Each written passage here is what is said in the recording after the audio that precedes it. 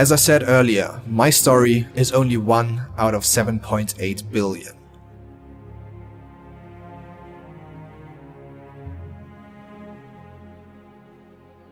And I'm grateful to say that it is a very privileged one. I'm aware that many people had to go through traumatizing and incredibly sad times this year. But I want to let you know that you can always change something about your situation, or at least try. You always have the following 2 options. You either give up and nothing changes, or you fight for a better world and become a hero. It's very easy to get distracted and to not be productive. You switched off your social media for 30 days and a few more things, I think. Yeah. How was that experience in the end? Yeah, it was just like, as I described in that video, it's just no distractions, like absolutely no distractions, and you kind of like get back to that way of living your life as we would have done it, 100 years ago probably. There's so many like modern things around us nowadays, and if you're working in social media, you probably see it even more, because like you have to always be on your phone. There's like so many different things. You always have music, you always have something running in order to keep you entertained. There's like no point where we just like stand still and take some time to reflect, take some time to think about where we're at right now.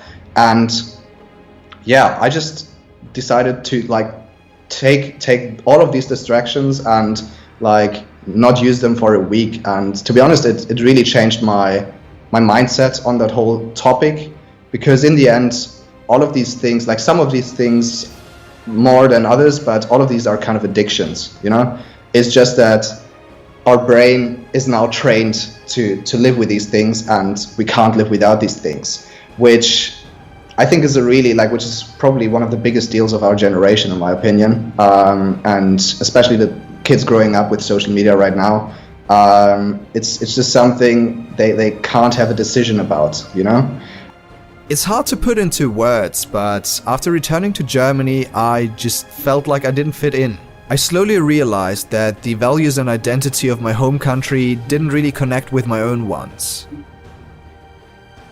Everyone around me had a very different view on what it means to live a successful and happy life, and it felt like the structures and traditions of our society were kind of holding me back from being myself.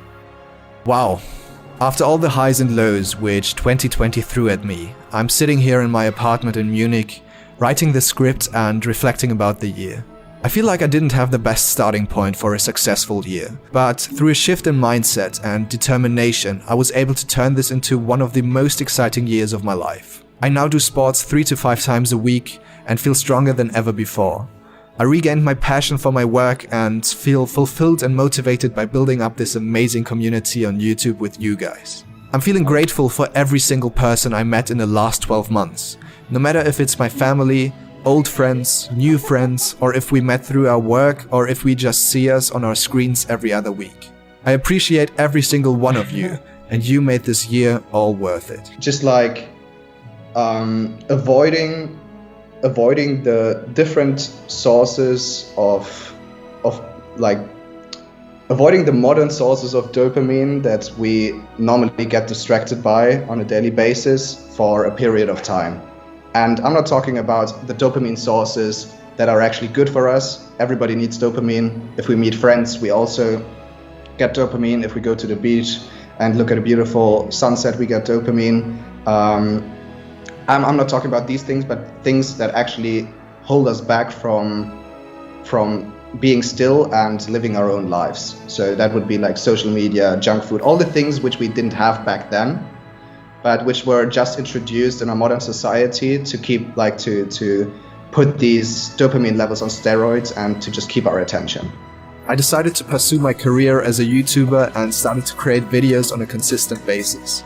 This was a huge step for me, as I never managed to prioritize my time for YouTube, even though it was my dream to be a YouTuber since I picked up my first camera. I bought myself a new drone and practiced all the time in order to improve. At this point, I didn't know that my small drone would be the beginning for my success on YouTube.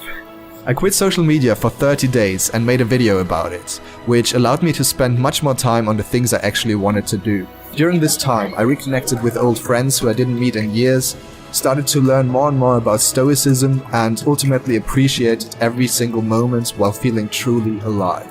This social media detox had a huge impact on my life, and I'm planning to do it again next year.